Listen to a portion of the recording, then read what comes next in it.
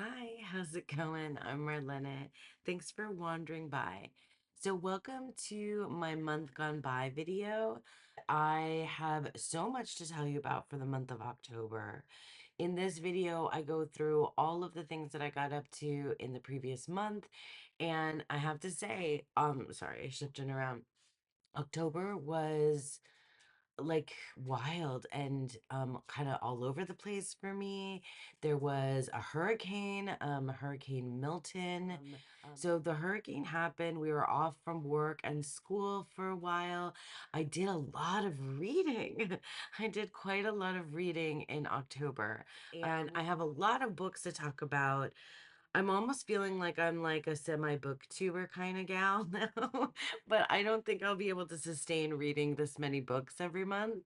I have my Goodreads in front of me, so let's talk about the books that I read in October. And I read more than I've read like in so long in October.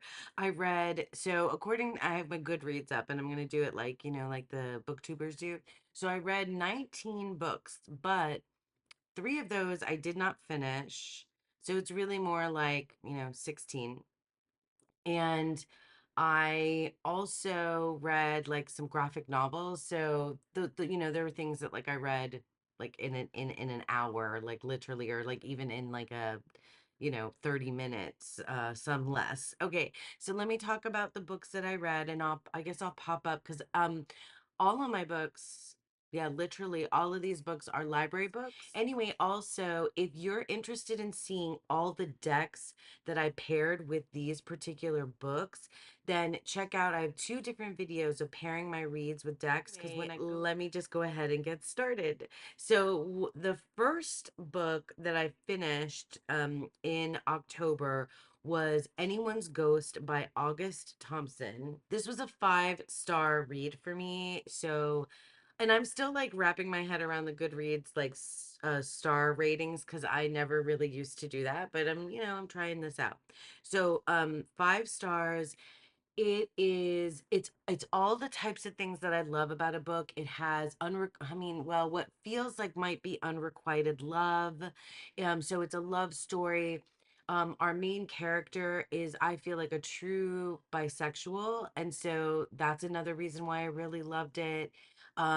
It's like a coming of age story. It's about friendship, it's about love, it's about um it's not, it's really, it doesn't really read like slice of life because it reads very poetic to me. And really, the interpersonal relationships are, without being cheesy or too like, tropey for romance, like it's just a beautiful story of these, of our main character and someone that he was in love with when he was younger, and who re-enters his life as he's older. And then like it's really really good. And I really loved everything about the main character the and his love, also his like partner that shows up in the story as well. I loved, yeah, everything about the characters, their relationships with their parents, just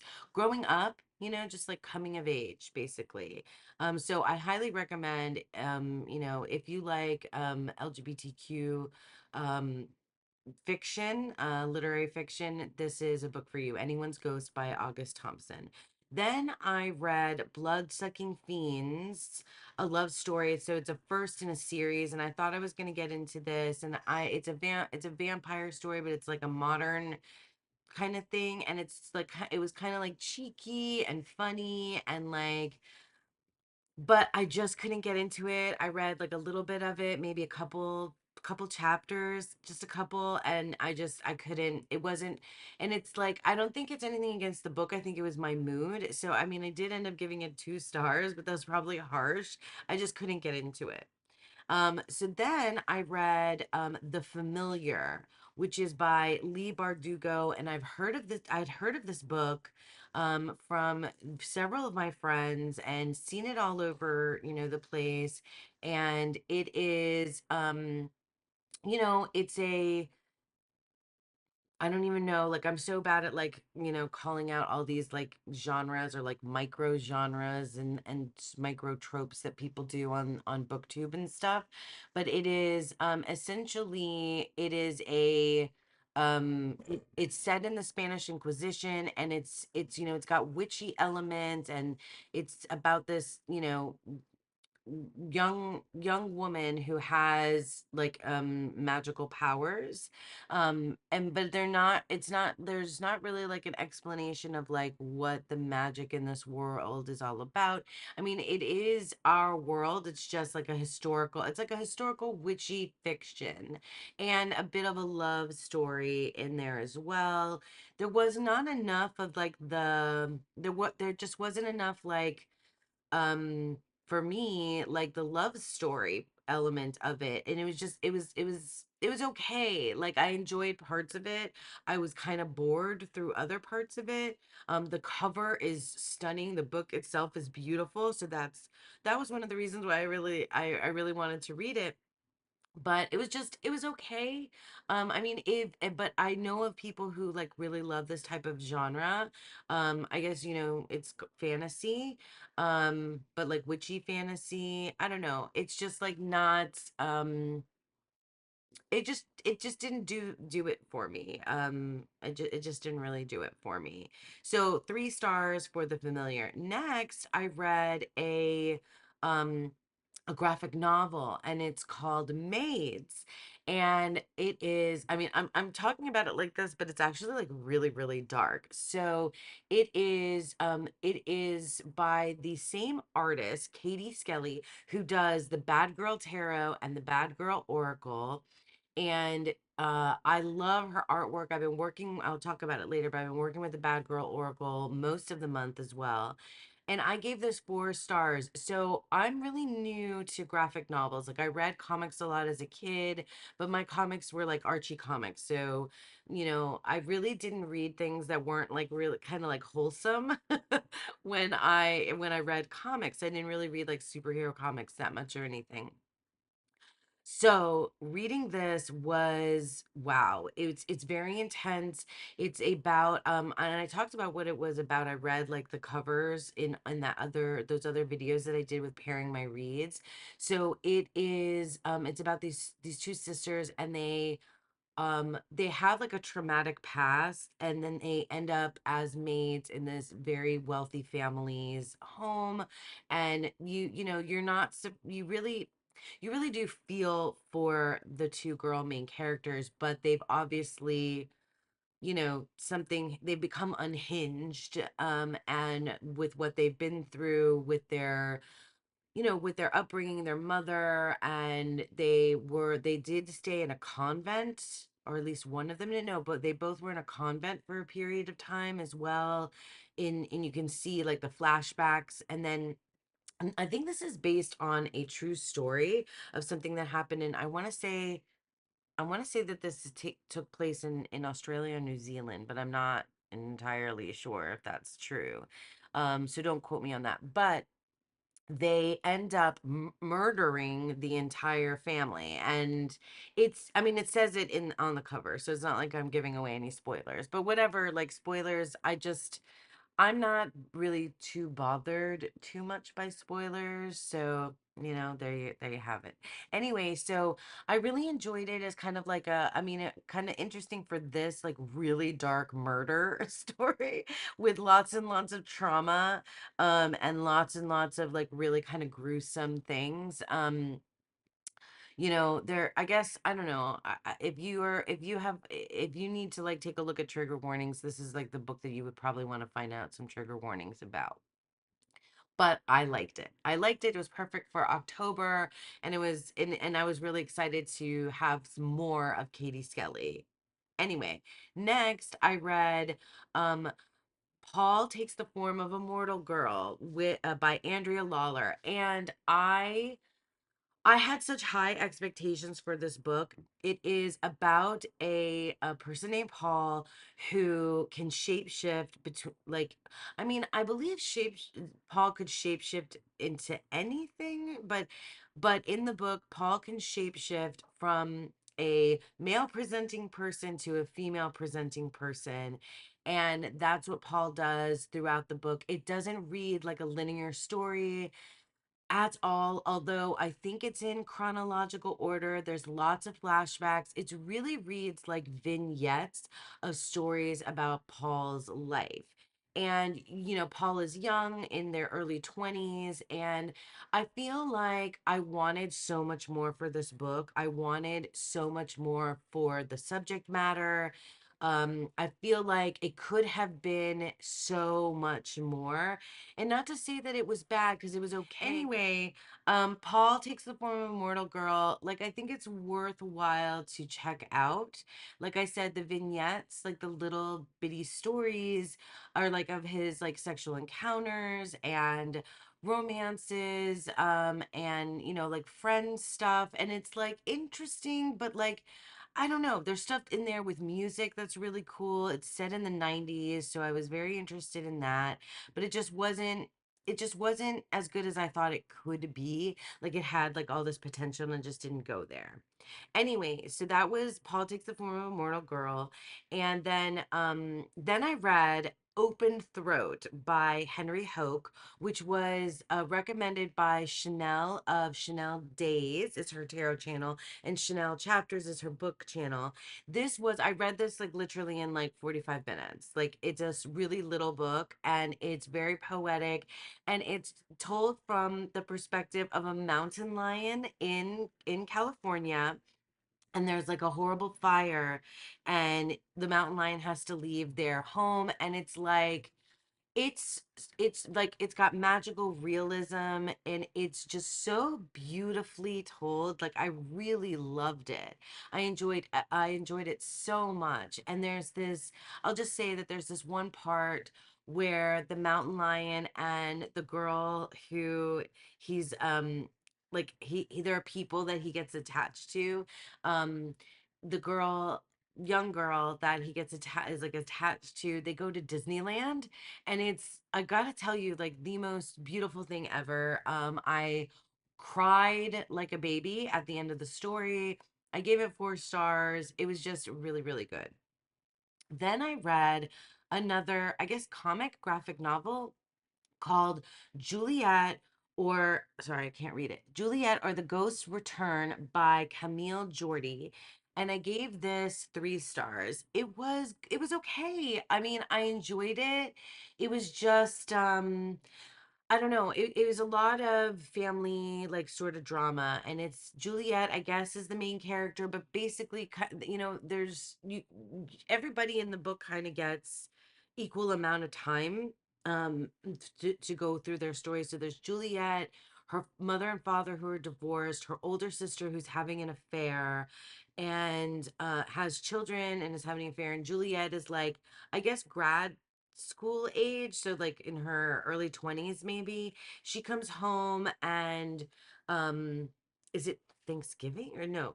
No, it's in spring. And they don't do Thanksgiving because I think it's in France. Anyway, she comes home, and there's just like all this stuff going on with like her dad, her mom, her sister having this affair. I mean, I guess it's like a kind of a good, like, kind of like a soap opera-y type of read. That's what it felt like, kind of more like a soap opera. Not like super trashy, but not like super deep, and like intellectual or anything, but it's a slice of life. It was good. It was okay. I enjoyed it. That's all I'm gonna say. Then I read Station 11, which I guess Station 11 there's a TV series that's out for Station 11 as well. And so it is a dystopian future.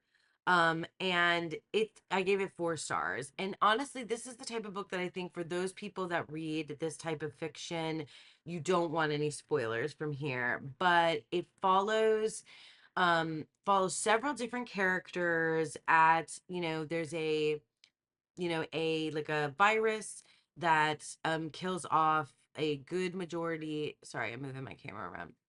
A good majority, millions and millions of people on the planet, and there's very few people left on Earth. And so then it's this, you follow kind of when that happens, and then you follow this particular like the traveling symphony, who are performers, musicians, actors. They do Shakespeare, but there's very specific characters who are interconnected in some way. Oh, I learned about the term hope punk. If you have never heard of it, hope punk is like, it's a more hopeful, I mean, I guess it kind of like, is what it says it is, but it's kind of like a reaction to, or fiction that is kind of like a reaction to those like gritty, really dark, intense things like Game of Thrones, or just like anything that's like really dark and grim, and just like hopeless for like our future. um you have a book like Station 11, and I think this is like a kind of like a new kind of genre, or micro genre, or genre within the genre of dystopian future, where it's like hopeful, like, so bad stuff has happened. Bad stuff has happened, but there are people who have like hope for the future, and who are rebuilding, and who are trying to create community. And so it's not all just like, Mad Max, whatever, crazy dystopian, like horrible, horrible, people. My light is crazy. I'm so sorry, guys. Anyway, Station 11, I really enjoyed it. I don't want to tell you too much more about any plot points. I gave it 4 stars. I do want to see the show, but I'm afraid that it's not going to be anywhere near as good as the book, but I'll give it a try. I'll report back. And yeah, I highly recommend that one. Then I read The Ministry of Time, which I read a good chunk of this book, and then it was boring. I told about the synopsis of it in the other videos that I did about books.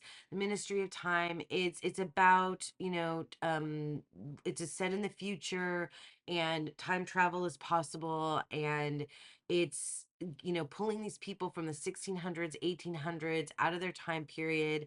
And the main character is like an agent, a time agent, who is supposed to like help this guy from the 1840s acclimate to our time. Nothing happens. Like, I was just, it was really like, it was really boring. Like, there's obviously like a love story building between the main character agent and the time traveler that she's like supposed to be taking care of. There's other characters. It was boring. I just couldn't, like, nothing happened. I was just like, meh. Like, there was nothing there for me to latch onto. So 2 stars, and I didn't finish. Then another book that I didn't finish was Medea by Ailish Quinn. Is that what it says there? Ailish Quinn. So I stopped reading this. I just, you know what? It's not, I thought that I could read another one of these, Greek myth retelling, like feminist bent Greek myth retelling. And I think that there's a place for that in our modern, writing right now. But I read so many of those books at the beginning of this year that it was just not for me. So I didn't finish that one. Then I read, oh my God, I got to get through the rest of these faster. I read Piglet by Lottie Hazel. Okay. I gave this 4 stars, and I think it's a really good book, but it's a really tough book. I think if you have any issues with EDs, if you have any issues with like having been, I don't know, just like body dysmorphia or anything like that, it was a tough read for me, to do with to do with eating and body image and things like that. But at the same time, that's actually a really small part. Like, that's like a theme that you can kind of find woven throughout, but it's a really small part of like the actual plot of the story. And it follows Piglet, who's in her, I want to say she's in her mid 20s, mid to late 20s. And it follows her in the weeks and days leading up to her wedding, when 13 days before her wedding, her fiance reveals a betrayal. And spoiler alert, you never actually find out exactly what the betrayal was. So if you're waiting for that, I kind of was, but I mean, like, you know what it is. Like, you know, it has to do with an infidelity. Like, you know that it has to be that he cheated. There's one line or two lines that really hint at that that's what it was, but you never hear his story, which I think is really, it's a really interesting, choice that the author made. So it's like, I'm glad I read it. You know, it's one of those books, it's not like the perfect book. It's not like I'm gonna think about it later, like, oh my gosh, that was a beautiful piece of writing. It's more like I really feel like I needed to hear that story. Like I needed to hear her story. I There are things about it that I think are like wildly problematic. But there are things about it that I think were like really just like interesting. And I was I it was a pa- it, I read it really fast. Like I'm glad I read it. I'm glad I read it. And if you like that sort of thing, if you like I don't know. I just think it's worth it. I don't know what kind of book to call it because it's not a romance. I guess it's literary fiction. I guess it's kind of slice of life. It's just to see what she does through this time leading up to her wedding and how she kind of unravels and her best friend. It's really good. It was good. It was a good book. So yeah, I recommend Piglet by Lottie Hazel.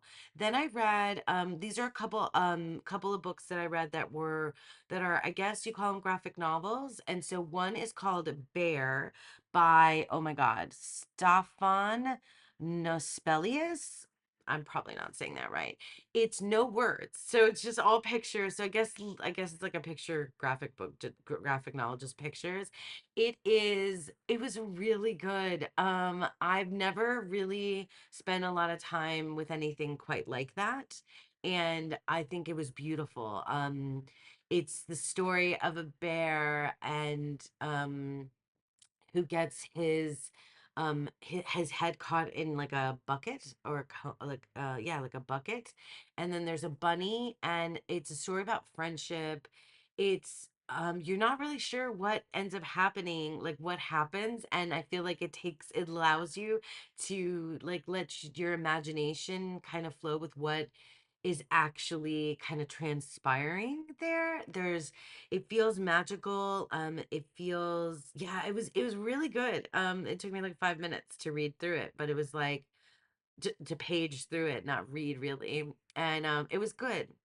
And then another book, like right after that, like I like these graphic novels as like palette cleansers in between other books that I'm reading. Then I read The Boy, the Mole, the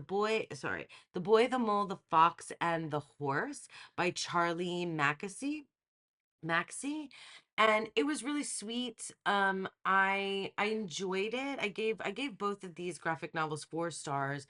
I enjoyed it. But it was sweet. I feel like honestly somebody should talk to Charlie about doing like an oracle deck, because I think that his there, I don't know, Charlie's so there I'll say, if of their style is more like it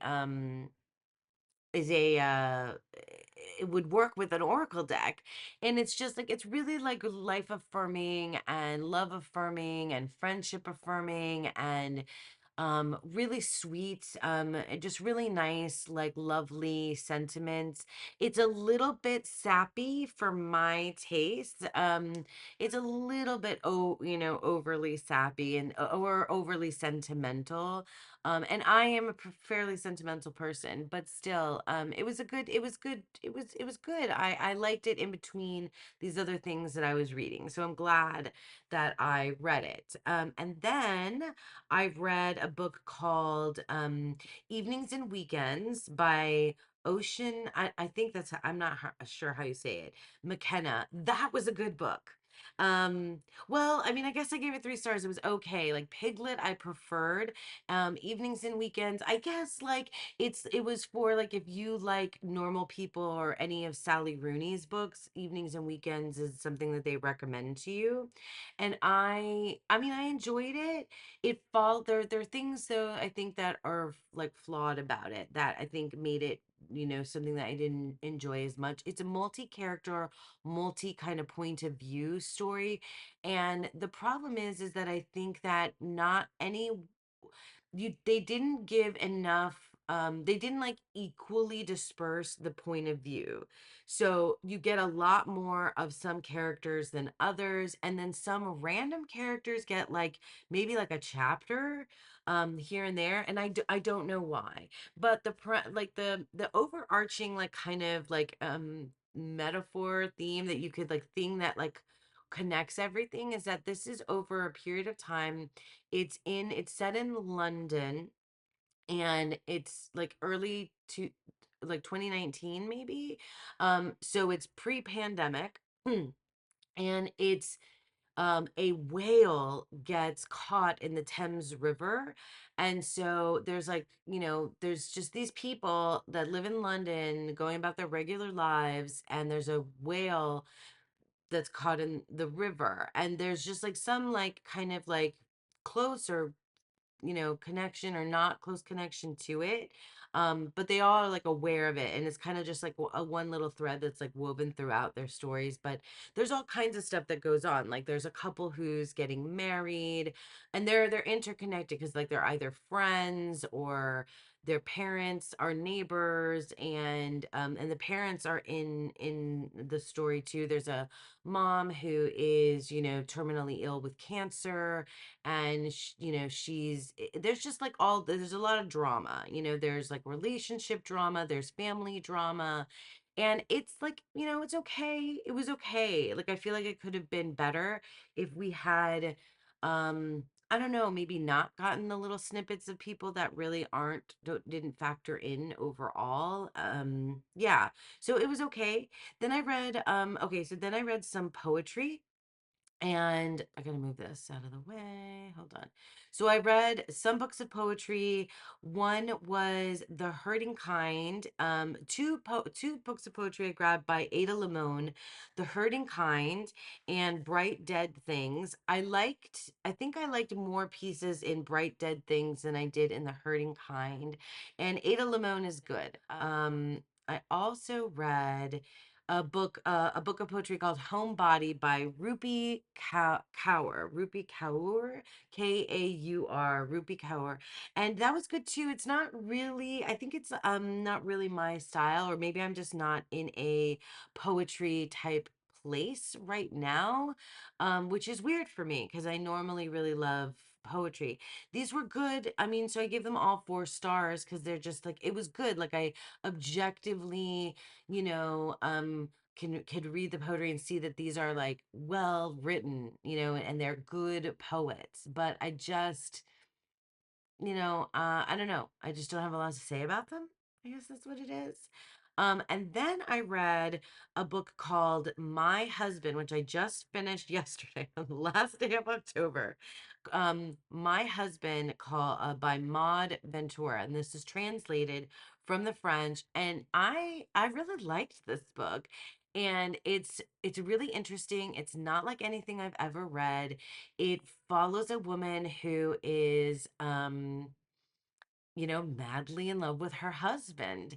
And the entire book is really in her psyche of like just the kind of like really bizarre behavior around how much she's in love with her husband.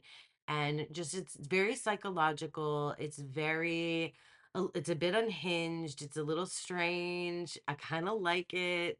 Nothing really it's not plot driven, it's all just like mind stuff. And I mean, some things happen, but it's more just like in the mind of this person. There's a twist at the end. I didn't need it, but like it was okay. It was okay. Like that was okay at the end too. Yeah, I if you like books where if you're like into these kind of like weird off, offbeat kind of different like female protagonist books, then you should read My Husband. Like it was interesting. It was really interesting. I enjoyed it. It like challenged my like thinking. And that's often what I like. I don't just read, yeah, I mean I think I might have said this before, but like I definitely don't just read for entertainment. I was a English teacher. I majored in creative writing and literature in college. Like I'm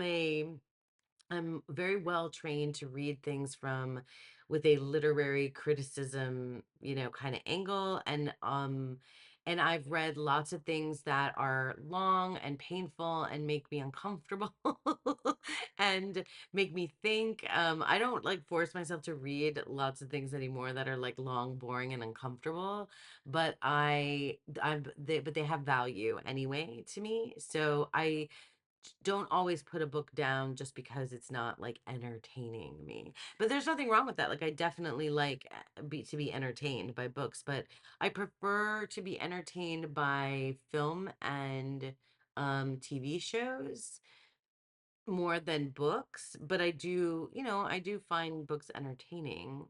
And I don't just, this is something else. I mean, I feel like I'm going on forever, but whatever, this is going to be a long one. These usually are. Um, I also don't just read for, oh my God, I lost what I was going to say. I totally for entertainment. For escapism. That's what I was gonna say. For escapism. Like, in fact, I've heard lots of folks say, that they read science fiction and fantasy genres because they want to escape the real world and enter in a world that's like, full of magic and mystery and otherworldly things and, just like different. And I definitely dig on that. I read sci-fi and fantasy and all that stuff too, but I like reading about real people with real things going on. Like I like books that make me feel like that's why probably out of all of these, Anyone's Ghost is the best thing that I read this whole month because it devastated me. Like, and I like being devastated, like just going through those emotions, like getting my like emotions out through what I'm reading and sometimes watching too, or listening to. Music will do it for me for sure. Is kind of what I love my experience of reading to be. I also really like to be able to critically analyze books. So I love literary fiction with lots of little hidden gems in there, either purposefully crafted by the author or just because want to look at the blue drapes or whatever. That's that famous sort of thing about like the English teacher and like why are the drapes blue? Why are the curtains blue or whatever. I won't go into that for too long, but you can probably many of you probably have heard of that. If you haven't already, then you can like look it up and you'll find lots of debates about that. And I'm all for like, yeah, I'm all for like digging in. And that's what's fun to me about reading is like, well, why is this way? And why did she choose this particular thing? And why in Piglet do we never know, so it's something to think about. Like, why is there not ever the words that her fiance said to her about what he did? There's a reason for that. And I feel like it's cool to think about it. Okay, I'll stop here because I'm like giving like a lecture. Finally, the last thing I read is I read it's a graphic novel like series and it's like ongoing. And I think I saw it originally on The Three Girls. So Heather, Julie Peekaboo Rose, and Sarah Sunset Bautero. I think Heather read and talked about this graphic novel. It's been out for a while. It's called Saga, and it's so talk about like a fantasy world. And it's I read volume one and I definitely think I'm going to get into more. I gave it 4 stars. and it's cool. It follows it's so it's in a world where these two different factions are warring with one another, and one are these creatures with horns. They're like humanoid creatures with horns, and another are humanoid creatures with wings. And they're at war with one another. And there's also like the ruling class are these like robots that have like television heads, and it's told from the perspective of a baby who apparently is, grown up. It's her like reflection upon her life, because she is the child of a horns and a wings. So they get together, and yeah, and it was really good. I really enjoyed it, and I can't wait to read. It has gotten ridiculously long. And I was thinking about it, and I'm just going to clip it here, and I'll make a separate video. I said I was gonna like flip the camera and do the decks, but I had so many books to talk about that, and I apparently can't be I can't be fast, like I'm long-winded. So I'm going to clip it here, and then if you're interested in my month gone by of just decks, then that'll be a separate video. So you can watch both or one or the other. And yeah, thanks for sticking with me. I hope you enjoyed listening to me go on and on about all the books that I read this month of October. And I hope that you all have a beautiful, wonderful day. Bye.